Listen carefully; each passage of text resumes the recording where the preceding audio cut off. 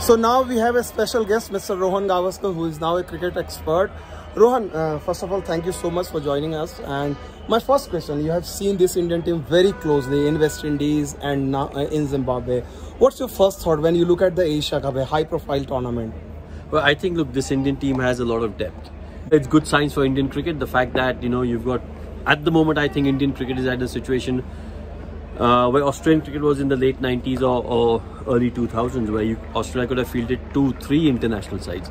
I think that's where Indian cricket is at the moment. You can field, you know, 2 teams, and both those teams will do well because they've now set a standard. I mean, I remember Hardik Pandya saying when he was captaining, I think the last T20 in Miami against West Indies, he said, look, we've set a standard as an Indian cricket side now. And it doesn't matter what changes we make to the 11, what changes we make to the personnel, we have to try and adhere to that standard. So I think it's great signs for Indian cricket. In many ways, do you see this Asia Cup, India is going to play a couple of matches against Pakistan as some sort of dress rehearsal for the T20 World Cup? Well, no, look, it's an ACC tournament. It's I don't think they'll look at this as a dress rehearsal for World Cup. They'll look at this as a tournament that they want to win, get another, you know, get another tournament, another trophy in that trophy cabinet, a big trophy in that trophy cabinet. So they won't be looking at this as a dress rehearsal in terms of, we'll see a lot of experimentation as we've seen in the past. Like, say, for example, you know, Avesh Khan being given that last over in that game against West Indies when Bhuvneshwar Kumar was there. But that was the Indian team trying out something for the future. I don't think we'll see too much of that in the Asia Cup. We might see it in games against Australia or South Africa that are going to come in the bilateral series. But in a tournament like this, I think they won't treat it as a dress rehearsal. I think they'll treat it as a tournament that they want to win. Specifically talking about Rohit Sharma, the new captain, and Rahul Dravid, the new coach, ever since they took over post T20 World Cup last year, what is the one specific change you have noticed in this new team management, captain coach? Well, I think there's, I mean, look, honestly, I don't know what in the last 2 years, I'm not privy to what's being spoken inside the dressing room with this team management or the previous team management. But from what you hear from players and in their interviews, Dinesh Karthik said this is a far more relaxed, far more you know, calm, composed environment. You can also see that they're willing to experiment with a lot of in a lot of situations. Like I said earlier in this interview, Avesh Khan being given the last over. Then we saw Surya Kumar Yadav opening the innings.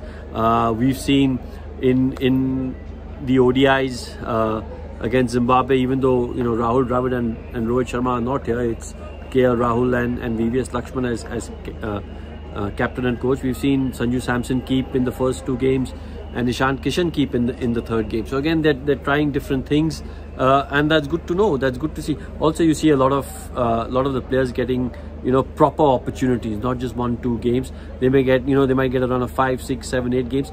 So you know, that's again an excellent thing and a good thing to see. So how much do you think, as you just spoke about players getting a longer run regardless of their failures or achievement, how much do you think this is Rohit Sharma template or Rahul Dravid's template of handling players? Well, I think I don't know if it's Rohit Sharma or Rahul. Like I said, I'm not privy to what you know, what happens in the dressing room. But you know, from outside, as an Indian fan, you want to see that. You want to see people get enough opportunities, you know, out there, because each and every one of those players that has been picked for India has got talent, has got, you know, potential. You don't get to play for India unless you've got talent and potential. I mean, you've got to score runs at whatever level below India that you're playing, and then once you get there, you want to make sure that these kids get enough opportunities to showcase the kind of skills they have. And now I want to specifically speak about Rohit Sharma, because he's someone you have seen him from close quarters since his growing up years. I haven't actually. I used to play for Bengal. He used to play for Mumbai. So I haven't seen him from close quarters. I mean, I wish I could say I've seen him from close quarters, but I haven't. But he comes from your city, Mumbai. Listen, but you know, I've spent, you know, when he was playing for Mumbai, when he made his debut, I was playing for Bengal. So, you know, in his formative years, you know, I've been in Bengal and he's been in Mumbai. So, you know, I've seen him obviously, you know, out there, you know, playing for Mumbai, playing in the IPL, playing for India, and just like everyone else, I've been amazed His leadership, I just wanted to, because batting we all know that how much it has to be, because in many ways it's a different kind of leadership brand coming out from Bombay school of the cricket. What do you mean different kind of leadership brand? In the sense very aggressive. That is what I'm trying to. You think he's aggressive as a captain, or you think he's aggressive? Yeah. So look, aggressive in terms of field placement, in terms of how they want to approach winning a game, and I think that's what you want. At the end result, at the end of the day, is to get that victory under your belt.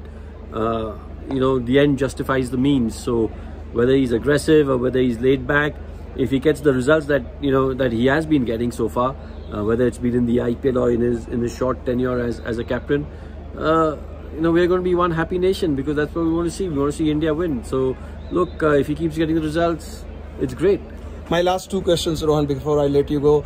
One, obviously, everyone is talking about the high-profile India-Pakistan contest. Well, I think it's evened out, hasn't it? I mean, we don't have Bumrah playing and they don't have Afridi playing, but I think it's still going to be a high-quality game.